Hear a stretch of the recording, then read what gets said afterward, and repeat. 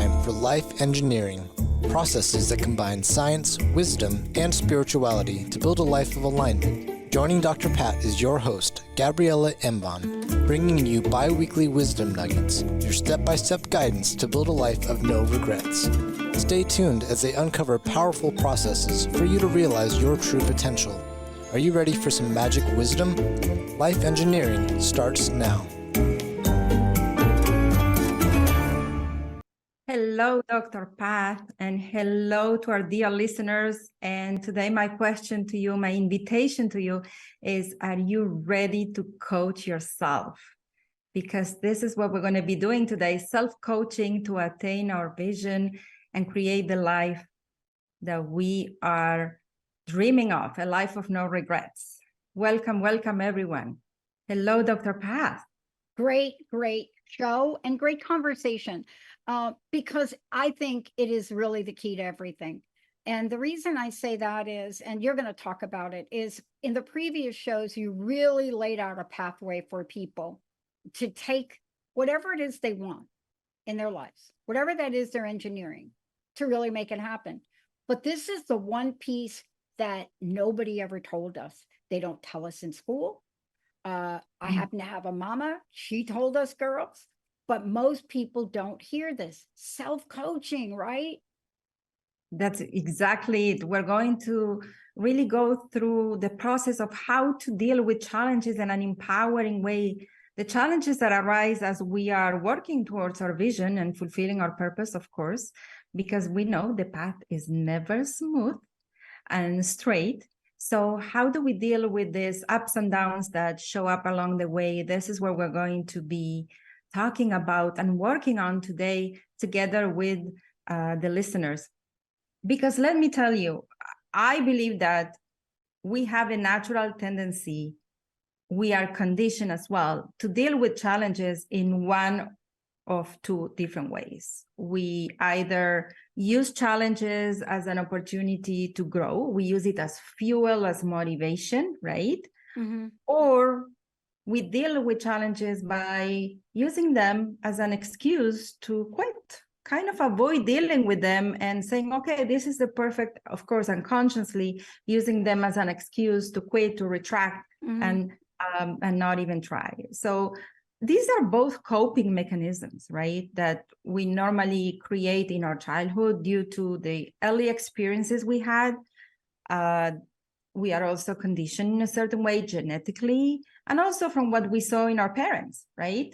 So we are not one or the other, right? Yeah. These are simply coping mechanisms. Not only we can change our conditioning, we can also overcome all tendencies to avoid situations. And if we learn systematically how to approach dealing with challenges, and this is what this episode is all about. Yeah, I love this. And you said it. One of the things we don't talk about enough is vicarious learning. That means we learn from what we see. And one of the things that many people don't talk about is they always talk about what we learn really positively. We learn how to read, we learn how to write, we learn how to speak. But there are other things we learn. We learn from the people around us how to react. Sometimes it's behaving badly. And we learn that, and all of it carries us forward. Absolutely. So the idea is that we learn what to do and sometimes what not to do, but it's all at the subconscious level. And today we want to actually consciously explore how can we approach challenges from a growth mindset perspective, rather than limited mindset perspective. How can we empower ourselves when we're going through difficult times, challenges, so we come out of the other side stronger than we started, right? And in order to do that, we first want to get very clear about the type of challenges we normally attract, okay? We can look at challenges in one or two different ways, or two different types of challenges. The first one is, we call them attractive challenges. What is attractive challenges? These are circumstances that we have attracted into our lives that point us, they're signaling us, they're showing us what we need to work on ourselves, right? Simply because we attract what we believe unconsciously, right? So sometimes these circumstances are simply telling us, okay, if we don't like them, okay, there's a program, there's a line in your software that is creating this. And by attracting these challenges, we can go reverse engineer and understand which line in my software is creating that, and then we can change it, right? For example, if I'm having a hard time growing my business, despite putting all the effort, this can originate in having limiting beliefs about success that we need to work on, about failure that we need to work on, about owning our power. So whatever it is, this challenge is showing me what I need to work on. So that's the first type of challenge. The second type of challenge, I call them graduation challenges. Okay, now these names are really cool, don't you think? They're very cool. Graduation challenges are, these are circumstances that are presented that we are attracting, so we can consciously act differently than before and graduate from a lesson. It's kind of like a simple way, a simplistic way of looking at it is a test. I attracted the situation, a test, so I can consciously choose differently. For example, if I've been working on attracting the right clients, right, I might still attract the wrong type of clients for me, so that I practice saying no to that client and not saying yes out of fear of not having enough income, right? So it's an opportunity to test what I've been working on. Does it make sense? It does, because, you know, this is really true to form for what you've been talking about in the past shows is, you know, we're laying things out. We have a game plan, and even the best game plan, even the best thing we've done, you know, to lay it out. I'm involved in a situation now where a development was built. They did everything you did, everything you said, the blueprint, the plan. Hello, what didn't they do? They didn't test it. And they just started to build homes. And lo and behold, once they started to build them, they realized that the gravity flow of water coming off the development goes through another person's property. And so these are the things we're talking about. But when you take out the coaching part and you remove it, a situation like that, or any situation, whether it's your mother, your father, your brother, your sister, it stops dead. It comes to a halt because we don't have the skills to even think about self-coaching to know what to do next. So everything we do, everything you've talked about, we can find that pathway to success if we knew how to do this, right? Absolutely. I like to look at life challenges as traffic drivers telling us where to go. If one door closes, it's because there's another path we need to take. Or maybe it's showing us, no, this is the path, but you need to work on something in order to overcome it, right? People look at a wall, the one that you're describing, right? That problem with the water line. So people look at a wall as a stop sign. And I'm like, no, this is not a stop sign. This should be a new traffic sign that says overcome it because magic is on the other side, right? So, you know, we talked about the two kind of challenges we can attract into our lives, the two kind of circumstances. And normally people say, okay, but how do I know which one is presenting in my life? How do I know if I'm attracting this as a test? So I practice saying no, or I practice reacting differently, or I am attracting this because I need to work. There's something in me creating it. I need to work on myself. And my answer is that normally we know intuitively. And this is where I always start. When a challenge presents, my first question is this a graduation challenge, or is it an attractive challenge? And understanding which one it is allows me to know what's the next step. Do I need to work on myself, or simply, oh, this is a test, just pass the test and it's over, right? Yeah. So we intuitively know, especially if a situation presents itself after you've been working on something, right? You might know it's a test, or it might actually, you might get a message intuitively saying, no, it's not a test. There's more for you to clear, right? Yeah. It's all clear in the pathway though, right? Exactly. No matter which one you end up in, it is the thing that's in front of you to clear the pathway. Absolutely. And there's always an opportunity, right? Every challenge brings an opportunity. And I think the premise here is to really grasp that every situation we attract reflects our unconscious programming, our unconscious beliefs. We attract what we believe. And it's more than that. If we are attracting a situation, a circumstance that we dislike, it's because, and this is the bomb here, okay? I don't want to drop a bomb, but I kind of have to. It's because at some level, okay, we're benefiting from this situation, okay? Meaning that our brain is feeding from it, is using it. It's a benefit. We are getting a benefit because I always tell our students, you know, your brain is too smart. We don't attract and carry beliefs that are not serving us. So if this is in your life, it's because in some way, I know it's limiting you, I know it might be hurting you, but at a certain level also you're benefiting from it. So we want to avoid thinking that the situation doesn't serve us at all and only hurt us. Right? Look, you're so right about that. I mean, it's the hardest thing to face. What you just shared is hard. I faced it, so I know. To really face the situation and say, yeah, I really don't want to be in this situation, but wait a minute, I'm in this situation. It gives me a really good excuse for not looking for a job. Exactly. And isn't that when you say that the most empowering, when you think about what do I get out of this? What do I get out of this challenge? What do I get out of this situation? That's the most empowering question that allows you to shift from victim to actually change the situation, from victim to creator, right? When you ask yourself, what do I get out of this? How is this serving me? In what possible way am I benefiting from this? Because every situation that we attract either serve us to learn something, or, as we said before, it's either a test or showing us what we need to clear. So how about we show some practical step-by-step processes that we can use to empower ourselves through a challenge. We're going to talk about six steps. How's that? Do it. Let's go. Let's do it. Let's go for it. Okay.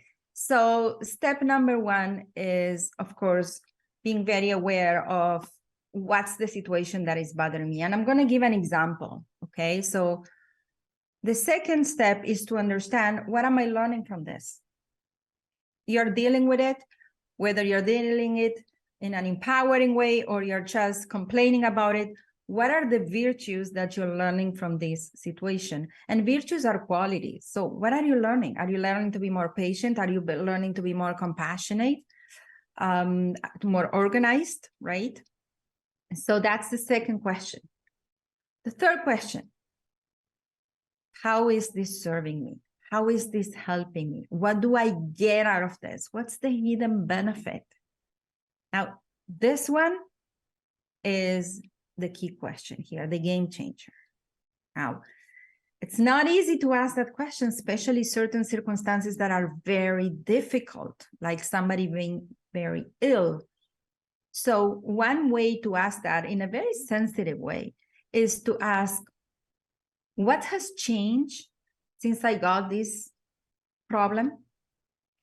And what will change once I overcome it, if I get better, right? So you said, for example, if somebody had an accident, right? And you go, what's the hidden benefit? Yeah. Nothing. I'm home and I can work. Well, what has changed since you got the accident? Well, finally, people are nice to me. Or finally, I can say no when people ask me things. And what will change if you get better? Oh my God, I'll have to go back to work. And I don't want to go back to work. I hate my job. So right away, by answering and even journaling, and the invitation here is to get honest and journal on these questions, we're understanding the benefit of the situation. And that's the key point where we can start changing circumstances, if we understand the hidden benefit. So that's the third question. What do I get out of this? The fourth question, and I'll follow with an example. The fourth question is, how can I provide for that benefit that I just uncovered in a different way, right? If the benefit is that I have the right to say no to people and put boundaries, right? Because now I had this accident, then maybe I can learn to say no without having to be sick, right? So in what alternative way and beneficial way can I provide for that hidden benefit? The fifth question is, what do I need to do differently? What do I need to apply and change in order to cope with this situation? What am I missing today? What are the skills that I'm missing today to cope with the situation? You know, what would make a difference for me, basically? What would be a game changer for me to cope with the situation? And the sixth one is, how am I going to do this? How do I close the gap? Because I am in this situation because I am lacking certain knowledge, skills, abilities. How will I close that gap? So perhaps we can write down the 6 steps on the description of the episode, so everybody can go back to these questions. And you know, the invitation for the listeners is to really pick a challenge they're having in their lives, and then journal on these questions, get clear on these questions. That's going to create a big shift and motivate people to change the situation, empower you. Yeah, I love this.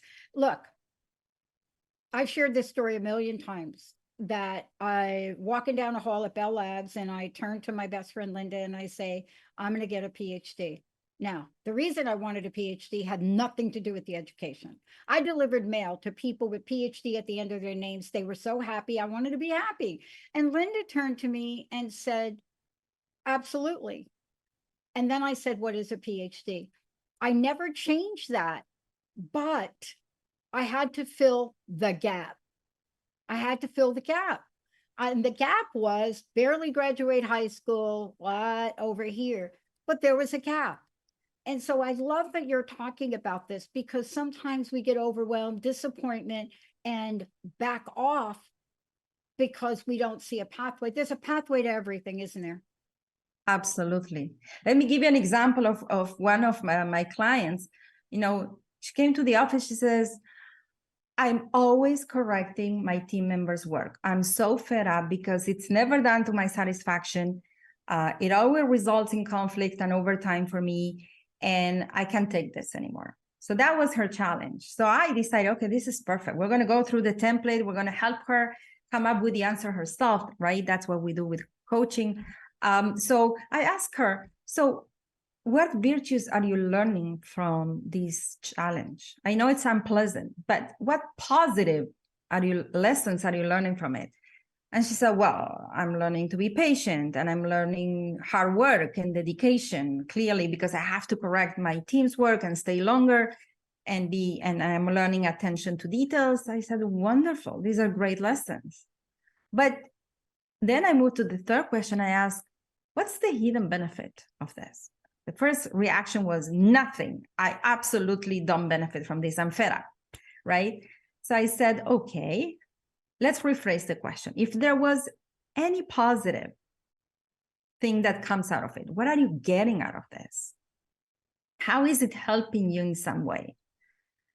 And then she said, well, you know, I get to be involved hands-on on my team's task, which basically forces me to keep up my technical skills very relevant, because rather than managing, I'm doing some of their work. So I keep up with my technical skills, and things are done, you know, exactly to my standards.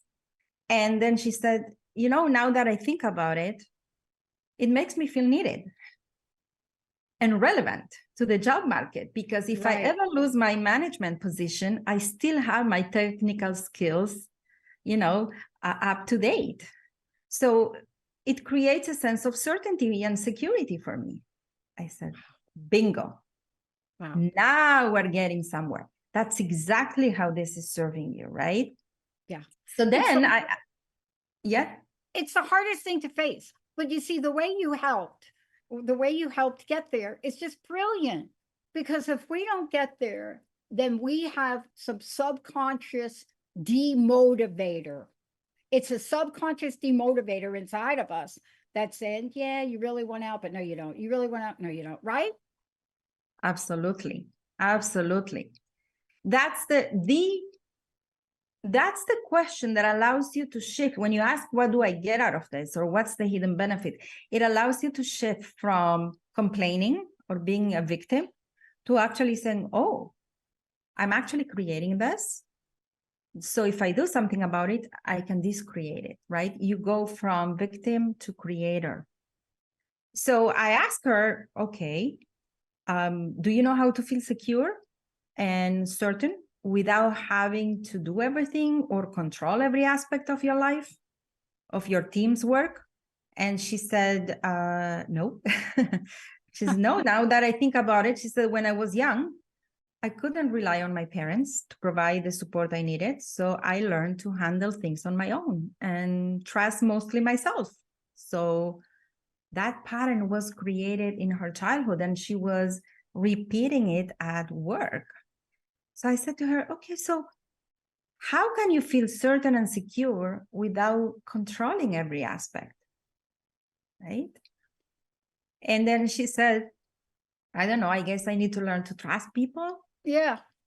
I said, that's one way, yes, to perhaps shift the perception that people cannot be trusted for, I can allow people to earn my trust. It's not automatically given, but you at least are open for them to earn your trust. And also perhaps, change the belief that people don't want to work with you or for you, to people want to do the right thing and people want to feel good about their work, and that you can have common goals with your team and work together. So we started exploring the belief system that were blocking her. And then when I asked her, right, what's the knowledge? How do you close that gap? What's the knowledge you don't have that you need to close the gap? And she says, I need to learn to trust and delegate.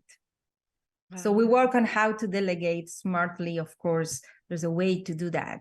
But you see how we can empower ourselves when we go through these questions. We get so much clarity, and clarity we know is a strong force that allows us to be in choice of how we want to react to the challenge. Because